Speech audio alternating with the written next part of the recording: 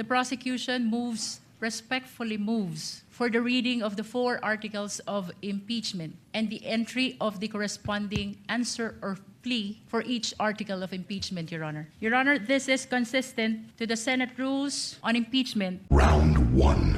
Fight! Rule 7, Your Honor, the last paragraph of which mentions about failure to appear, failure of the lawyer to appear, and failure to file answer. There should be an entry of plea of not guilty. In Rule 7, it very clearly states that if the person impeached after service shall fail to appear either in person or by counsel on the day so fixed, or appearing shall fail to file his answer to such articles of impeachment, the trial shall proceed nevertheless as upon a plea of not guilty. Well, this rule is clear. It does not talk about any arraignment. And if we take a look at this sentence, everything here has been satisfied. The respondent accused is here, has attended through counsel. She may not be in person, but the notice given to the defense is that she may appear through counsel. Second thing is that the respondent accused was also able to file her answer. And so Rule 7 does not support the request of the lead prosecutor that the respondent accused be arraigned today. Round 2. Fight! Under Rule 9 of the Senate Rule of an Impeachment, which says that the person impeached shall then be called to appear and answer the articles of impeachment against him or her. In this rule, Your Honor, it was likewise provided that the name of the person appearing in behalf of the respondent should be entered into the record. And by the answer, Your Honor, it is humbly believed that it pertains to the particular plea of whether guilty or not guilty of the respondent, Your Honor.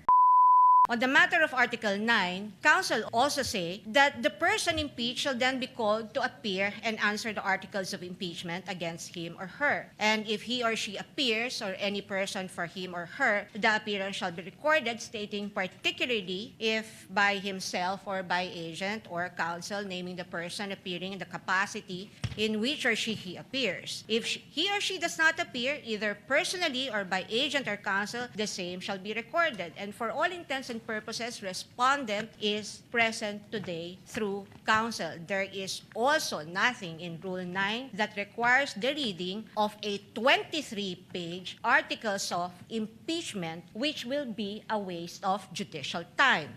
Round 3. Fight!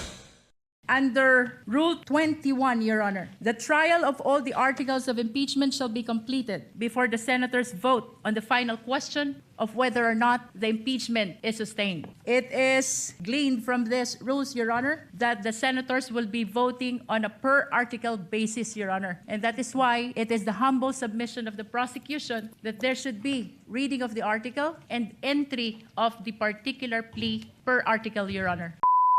Under Rule 21, Your Honor, I seem to have heard the lead prosecutor claim that the voting on the articles of impeachment will be per article. Well, that's true, but the first sentence of Rule 21 says, the trial of all the articles of impeachment shall first be completed before the senators vote on the final question on whether or not the impeachment is sustained. Now, honestly, I do not see how Rule 21 is related to the motion now being requested or propounded by the lead prosecutor. Finish her!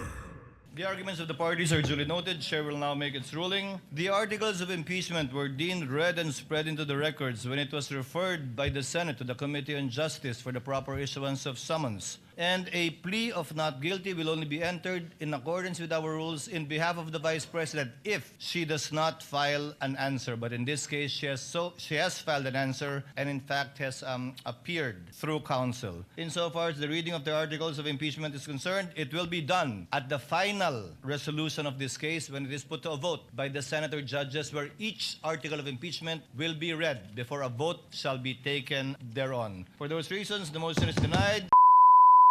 The motion is denied.